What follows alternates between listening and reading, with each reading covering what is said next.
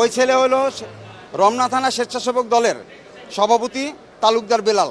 আমাদের যে ঢাকা মহানগরের সেক্রেটারি পাপ্পা শিকদার সে এসেছেন, সে সমস্ত কিছু দেখেছেন এবং তাৎক্ষণিকভাবে ওকে আজীবনের জন্য বহিষ্কার করা হয়েছে। স্বেচ্ছাসেবক দলের সভাপতি তালুকদার বেলালের নেতৃত্বে 25-30 জনের একটি সন্ত্রাসী গ্রুপ তারা এখানে আসে আক্রমণ চালায় আমাদের সোহাগ পরিবহন কাউন্টারে, এবং এখানে যারা স্টাফ আছে এবং আমাদের আরেকজন ডাইরেক্টর পলাশ সাহেব সহ প্রায় 10-12 জনকে তারা কোপায়ে ইনজিউর্ড করে।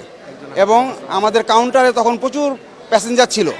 আমাদের রাত্রেবেলা আপনারা জানেন 11টা, 11:30, 12টা, 1টা পর্যন্ত আমাদের গাড়ি চলে। আমাদের কাউন্টারগুলোতে প্রচুর প্যাসেঞ্জার ছিল। এই প্যাসেঞ্জারের সামনে তারা আমাদের প্রতিটা কাউন্টার এবং কম্পিউটার থেকে শুরু করে আমাদের কাউন্টার, আমাদের বাসার ভিতরে ঢুকে তারা এই দা এবং আরও চাপাতি সহ আগ্নেয়াস্ত্র সহ আমাদের উপর আক্রমণ করে। এবং আমাদের অলরেডি 4-5 জন এখন আমাদের ঢাকা মেডিকেলে চিকিৎসা নিচ্ছে। কেন আক্রমণ করলো?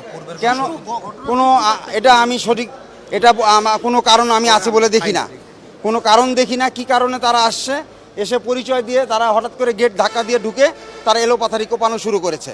জি না, আগে থেকে থ্রেট করে নাই, হঠাৎ করেই তারা আক্রমণ করেছে। এবং কি কারণে করেছে, অতর্কিতভাবে তারা আক্রমণ করেছে। এবং আমাদের কাউন্টার থেকে আমাদের কাউন্টারের টিকিট বিক্রির প্রায় 10 থেকে 15 লাখ টাকা আমাদের কাউন্টার থেকে তারা নিয়ে নিয়েছে।